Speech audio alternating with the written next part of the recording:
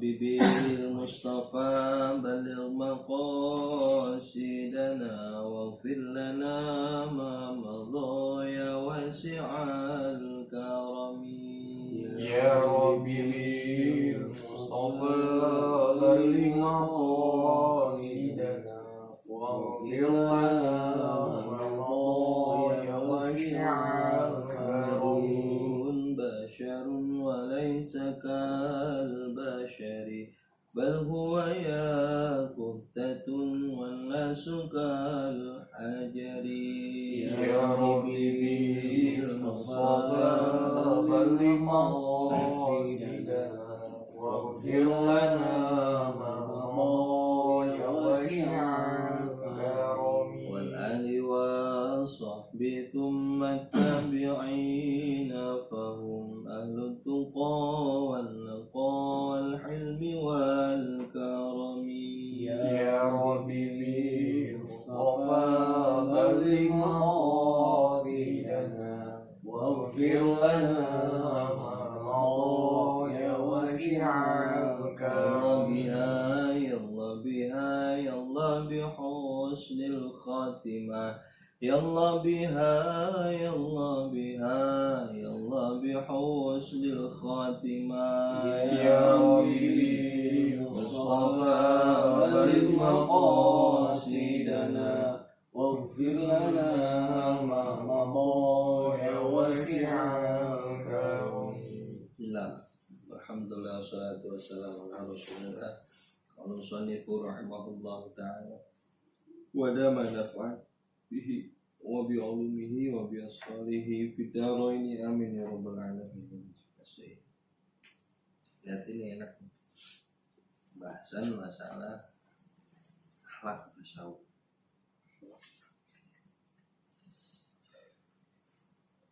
Al-faslus tsani fi adabil muta'allimi wal mu'allimi. Bermula pasal yang kedua pada menyatakan adab orang yang belajar ilmu dan adab orang yang mengajarkan ilmu. Jadi tentang adab orang yang ngaji sama yang ngajar. Adapun adab orang yang belajar ilmu itu maka yaitu terbagi dua bagian. Adapun adab orang yang belajar, orang belajar dulu ya. Adab orang belajar itu terbagi dua bagian. Pertama, adab yang tertentu pada dirinya, di adab yang buat dirinya sendiri saat belajar. Kedua, adab serta gurunya yang mengajar.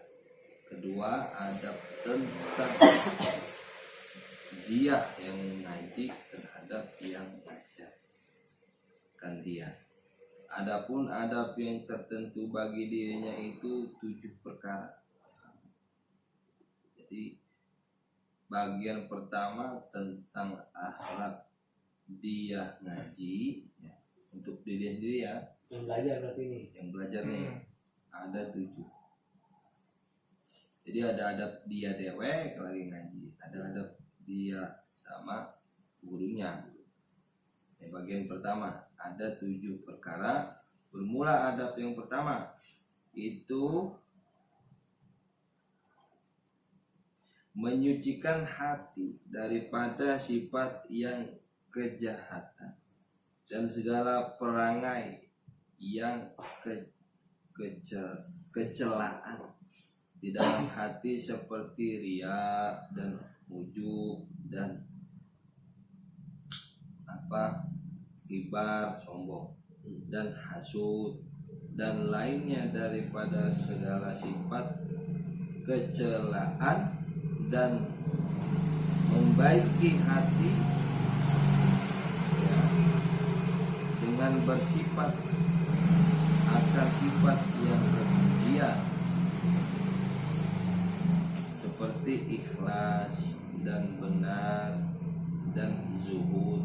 Zuhud itu ini rendah dan tawadu dan lainnya daripada segala sifat yang kepujian yang lagi akan datang bicaranya sekalian yang tadi tuh nanti ada di pembahasan sahabat dan sebagainya insya Allah ta'ala dalam kitab ini, karena ilmu itu yaitu setengah daripada ibadah yang batin, dan tiada sah ibadah itu melainkan dengan suci daripada najis seperti sembahyang.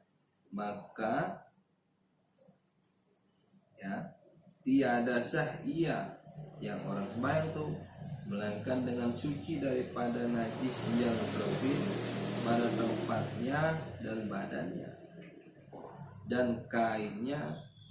Dan demikian lagi ilmu itu yaitu ibadah yang batin, maka yaitu tiada sah ia melainkan dengan suci daripada najis yang di dalam batin, yakni di dalam hati, dan segala sifat kejahatan yang di dalam hati itu najis, seperti firman Allah Ta'ala.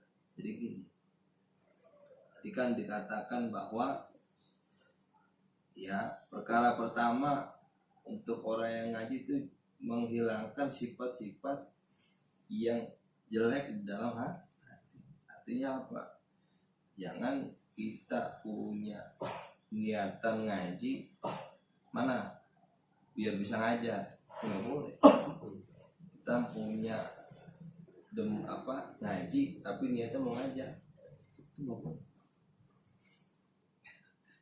Kalau niatnya ngajar buat keluarga sih bermanfaat, maksudnya itu buat keluarga nanti bimbing gitu. Nah kalau itu mau wajib, Itu bukan bekal kita pribadi ya, artinya gini, keluarga. maksudnya nggak boleh kita niat ngajar di sini untuk orang lain. Karena apa? Karena untuk menjadi kesombongan. Ya kita Fathul Qorib, encer gue mau lewat. Gue ajarin lo mau apa ibadah. Maksudnya buat kesombongan. Tapi seorang bapak mama istri sama anak wajib. Itu Tanggung jawab. Boleh kalau itu ya. Jadi juhud artinya apa? Juhud itu nggak gemar dunia. Bukan nggak boleh punya dunia. Berarti juhud dunia orang mencintai cinta dunia gitu maksudnya. Iya. Orang cinta dunia itu bukan berarti orang nggak butuh dunia. Gitu. Punya mobil 10 tapi nggak demen, nggak cinta sama dunia, mana mobil hilang ya udah, kudrah Allah hilang, takdirnya hilang. Punya Allah. Tuh gitu. Ini mah punya sendal, satu pasar. Makanya jadi Artinya bukan lu Masih nggak belum punya. boleh, ya nggak boleh punya. Tadi dikatakan bahwa ibadah itu nggak sah tuh kalau batinnya jelek. Kata tasawuf itu luar biasa. Kita belum tentu syariat kita ibadah benar di syariat syar'i benar. Cuma karena hati kita yang enggak ikhlas, yang mau dipuji, yang tercela di hati batin kita, masalah ibadah kita malah tentunya sering rajin sholat jamaah di sholat. Tapi niatnya supaya dipuji orang. Nanti Allah di akhirat begitu, minta pahala orang yang tadi pengen dipuji. Iya, lu niatnya kan pengen dipuji, bukan niat karena gua. Lu kata Allah tadi akhirat begitu. Maka belum sah secara batin kita masih kotor. Susah banget kan? Kita ngajar gampang. Ya, emang pesen guru gitu ada 1 orang, 2 orang aja. Ini mah ada 2 orang, udah nggak ngaji lu dah. Ngaji awan mau. istiqomah. Awas tuh. Apalah itu dikatakan guru begitu sama. Bukan sekedar muridnya doang, kalau muridnya nggak sabar nggak jadi tuh ilmu, nggak masuk. Baliknya kalau gurunya nggak sabar, capek banget gua ngajarinnya, nggak bisa nggak sampai. Belum gua masih ngajarin kita belum banget gitu. Gitu ya. Jadi intinya apa? Tasawuf atau ahlak, yaitu menghilangkan kotoran hati yang susah. Seperti firman Allah Ta'ala, innamal musyrikuna najasu. Ini yang salah orang kaprah di dalam tafsir, bahwa orang musyrik itu, orang kafir itu najis, bukan najis badannya. Artinya kita salaman orang kafir enggak. Kecuali kita ngeliat dia habis megang anjing, ada bahasa kita pegang, itu mah najis dari anjing. Larang najis. Iya, artinya hanya sungguhnya orang yang syirik itu najis di dalam hati. Itu hatinya yang najis mah, karena nggak punya iman. Dan jikalau ada badannya dan kainnya itu suci sekalipun, dan kata Imam Ghazali rahimahullah ta'ala, ya, menyatakan Allah Ta'ala di dalam ayatnya bahwa saya najis itu tiada tertentu pada kain dan pada zahir badan doang, maka selama tiada suci hati itu daripada sifat kejahatan itu, maka yaitu menerima ia akan ilmu yang memberi manfaat pada agama, dan tiada terang hatinya itu nur ilmu. Dan dikata al ilmu nur, cahaya nggak bakal masuk tuh, nggak bakal tembus kalau cermin hati kita masih ketutupan debu. Usap dulu debunya biar cahaya masuk ke hati kita. Itu bukan susah. Bisa dikatakan di dalam ini tadi itu, iya nggak masuk ilmu kalau masih najis. Dan karena inilah kata Imam Mas'ud radhiyallahu anhu, laisal ilma bikasroti riwayah, innamal ilma nurun yabzaku bil qalbi. Artinya tiada didapat ilmu itu dengan membanyakkan riwayat. Maksudnya bukan sekedar kita nyari banyak-banyaknya ilmu, bukan. Dan membanyakkan mengaji itu bukan banyak ngaji ilmu mah. Hadis ya. Bukan karena membanyakan mengaji, kita bukan. Hanya saja dapat ilmu itu dengan nur yang ditaruhkan Allah Ta'ala di dalam hati. Artinya orang nyantren banyak banget sih yang jadi kiai dikit. Gitu mungkin apa? Ada apa itu? Ya udah. Dia makan sama, dia makan gak enak, balik, ya kan? Ngaji sama, tapi yang jadi kiai nggak semuanya, yang manfaat ilmunya nggak semuanya. Kenapa? Kalau kita pikirin itu di pesantren balik kita ngaji begini. Jadi kita mah orang awam yang penting istiqomah dah ngaji. Dikit-dikit hilang tuh kalau di ngajiin tak apa namanya, ngaji lama-lama hilang. Tapi yang kedua, bahwa apa ya?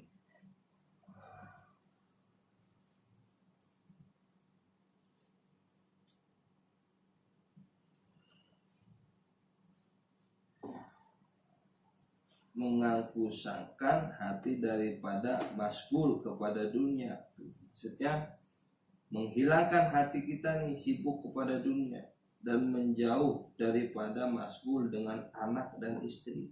Sampai segitu. Itu maksudnya Masgul itu jangan kita sibuk sama perkara dunia maupun istri anak. Makanya tantangan orang ngaji pakai Syafi'i Jami sampai ceritanya itu masuk di YouTube gue yang tuh. Saking demen ngaji disuruh nyari duit, ogah disuruh kerja, bapaknya ogah ngaji. Sampai istrinya suatu ketika naruh kitab di meja makan, pas dibuka kitab mulu, makan kitab apa sih kita ada nyata, tapi nggak marah ke Syafi'i Jami. Ya dibuka kitab dibaca aja apa sih, kagak nggak marah. yang disediain ya. Iya. Disediain itu. Duh, sabar luar biasa. Oke, pantas ya Syafi'i aja. Kagak mondok. Enggak mondok ngaji kalau mondok. pagi di mana, siang di mana, sore di malam di mana, tidur di rumah kiai. Begitu sampai pangkatnya di atas orang alim, pangkatnya di atas kiai. Paling Sabi Ajami, orang Jakarta Betawi itu ya, kuburannya di tengah-tengah kota Jakarta Selatan, samping mall apa?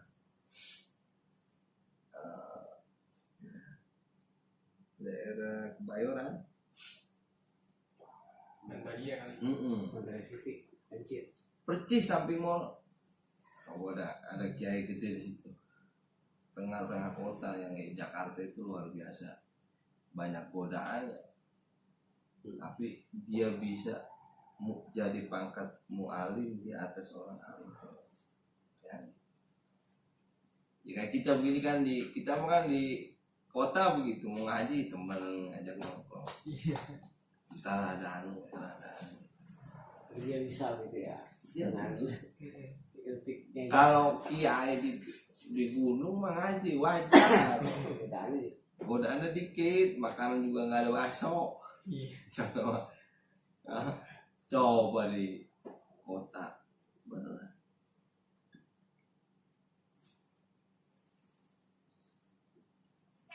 Walaupun tadi dikatakan kita harus meninggalkan sibuk dengan anak dan istri, dan daripada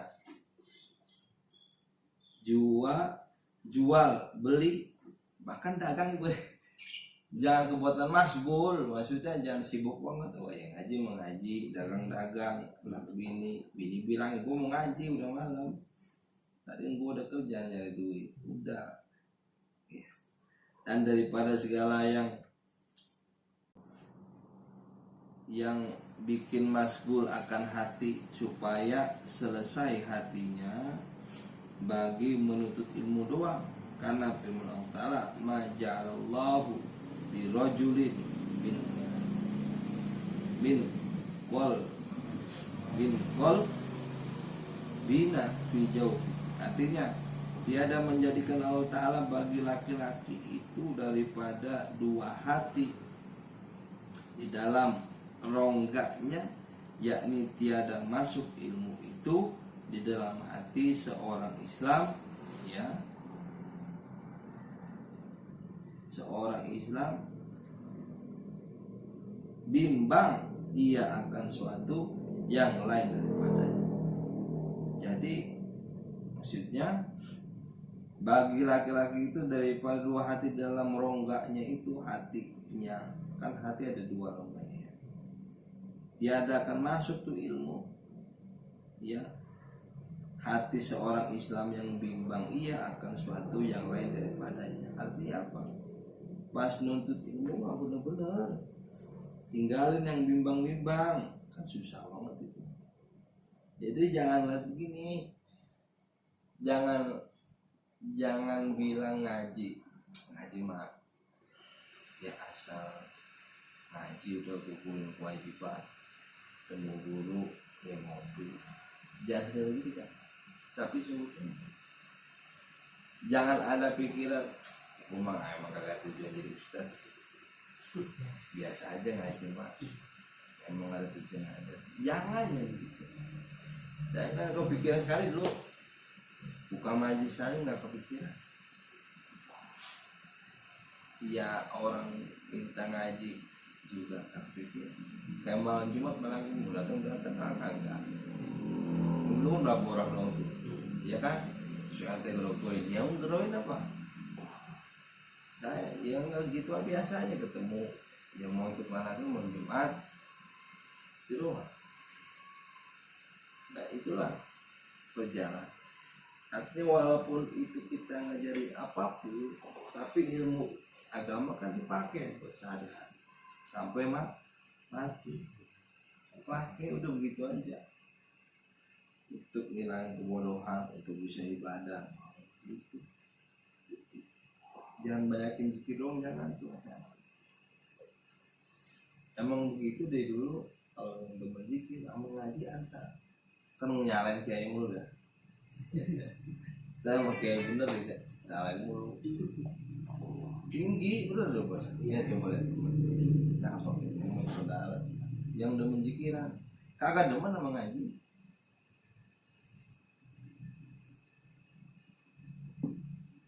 Tadi mau usul pakai jikiran nggak bisa. Mau usul gimana mau jadi wali pikiran dia nggak tahu ilmunya. Dia paham kagak masalah kudro irodat wujud kita bakpo. Dia paham kagak masalah fikihnya. Dia paham gak masalah tasawufnya. Hatinya itu masih kotor. Pengen jadi wali itu udah jelek. Wali emang udah semua syariat ada. Jadi wali murid. Jelas mah. Pengen usul ya jauh. Kotor dong mungkin. Itu yang kedua. Kalau bisa jangan dimasgulin tuh saat ngaji mah. Ntar udah ngaji mah silahkan dah usin lagi dulunya. Dan adab yang ketiga, hendaklah orang yang belajar ilmu itu merendahkan dirinya dan menghinakan dirinya dan jangan membesarkan dirinya. Sadis. Suruh ngerendah, suruh apa tadi? Menghinain diri. Jangan besarkan diri atas suatu ilmu yang didatangkan oleh gurunya itu. yakni jangan mengata ia di dalam hatinya, di hati jangan ngeretak ilmu ini kecil atau kitab ini kecil, lawan karena aku telah banyak pengajianku,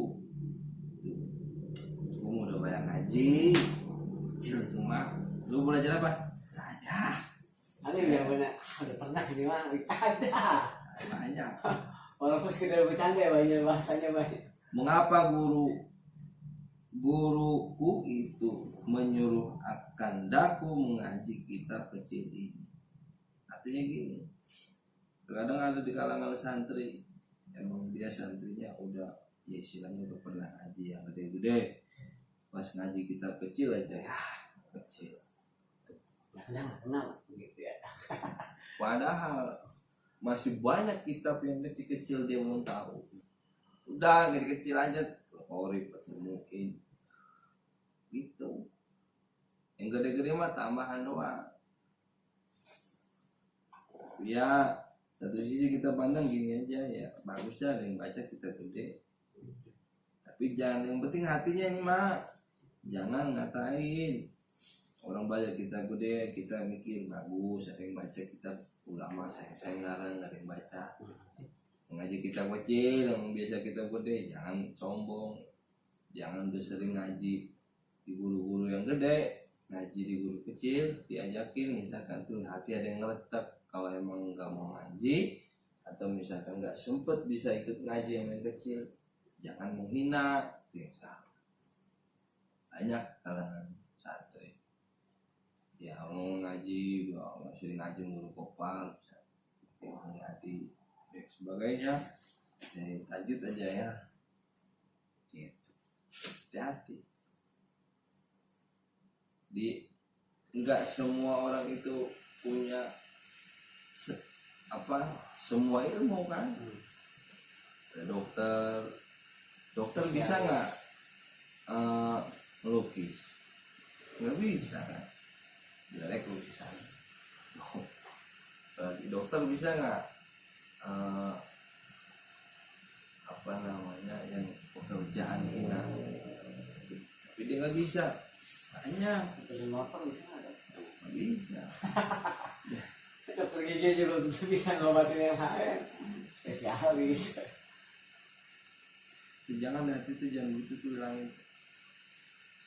Dan hanya saja siogianya murid itu menerima barang yang diajarkan oleh gurunya, apapun itu, dan yang disuruh oleh gurunya itu, dan jangan menyangkal akan gurunya dan jangan memerintah akan gurunya itu suatu ilmu yang hendak dibacanya. Duh guru jangan itu guru hanya encer buat itu encer baca paham kagak? Sifat 20 kan tipis banget. Paham kan? Bahasanya panjang lebar. Ini kita Arab mulu, ini kali bisa langsung. Biar dikata doang bahwa lu ngaji apa sifat 20 ya, si Melayu. Coba maksudnya si tajwid ya, tajwid. Bikin no guru jangan. Ngapa dia ngaji pakai banding-bandingin orang? Ngaji di sono. Iya. Hati jangan. Yang penting ilmu mah manfaat, bisa dipakai diberi anak. Bukan untuk sombong. Atau kitab yang ada dibacanya dan hanya sungguhnya serukan kehendaknya itu kepada gurunya yang disuruhkan akan mengaji itu, maka menerimalah ia akan dia.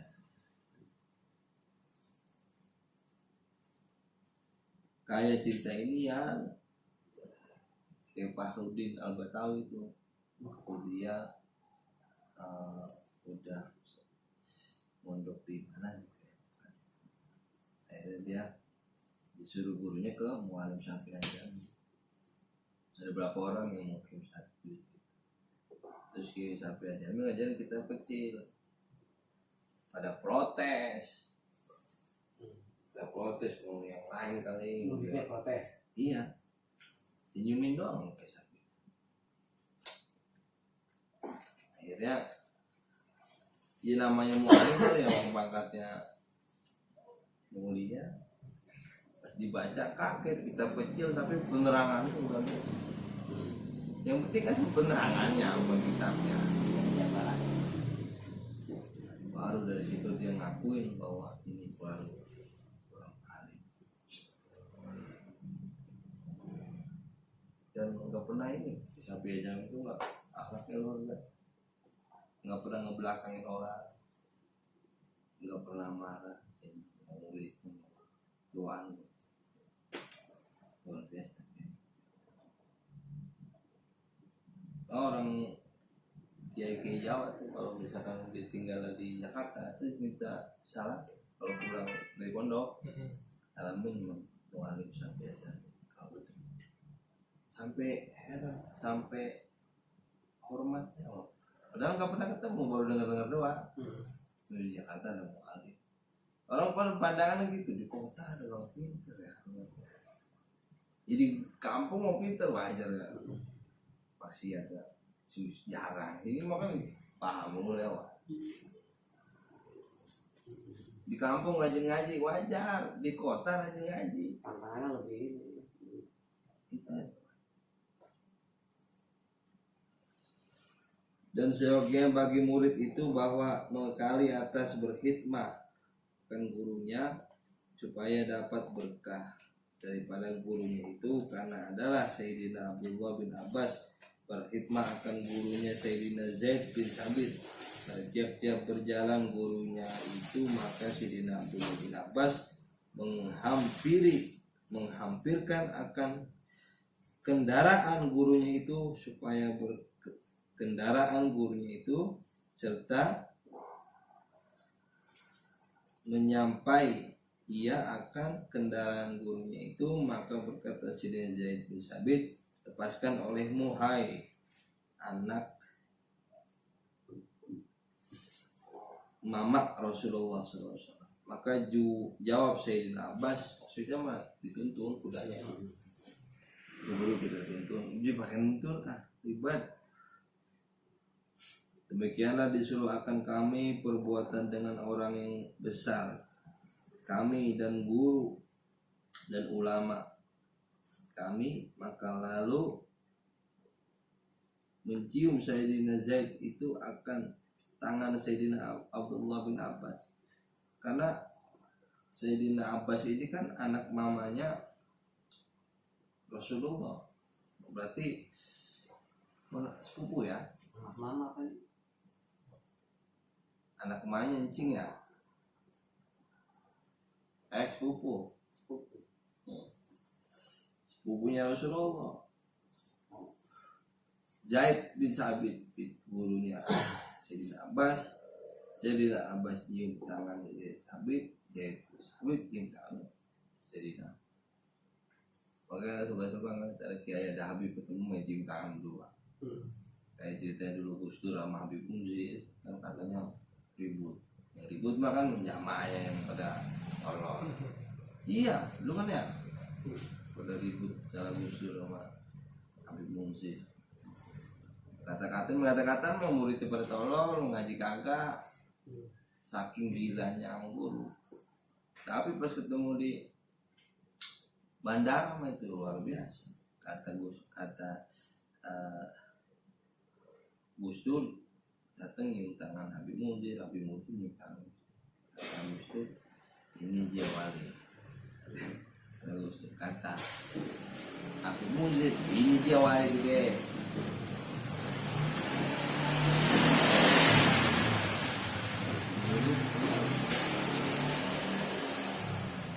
Pernah kan ada ke Makaman malam-malam dapat dekat Habib Puncung. Jalan Tebet.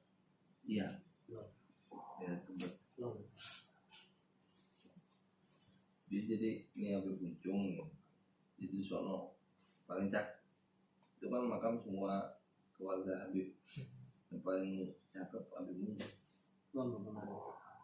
Sampai di itu pakai kayu karena dulu pernah diambilin tanahnya pakai iya yang kayu. Dan lagi sabda Nabi sallallahu alaihi wasallam, laisa min akhlaqil mu'mini tamluki illa bi talabil.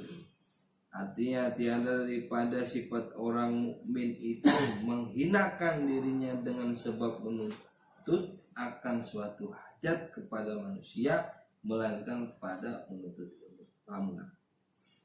Jadi bukan akhlak orang mukmin, bukan akhlak orang mukmin yang menghinakan dirinya dengan sebab menuntut akan suatu hajat kepada manusia. Jangan menghinakan ilmu, tapi kita harus hina terhadap ilmu. Rendahkan diri. Bukan jangan menghinakan ilmunya, tapi kita menghinakan diri kita demi ilmu.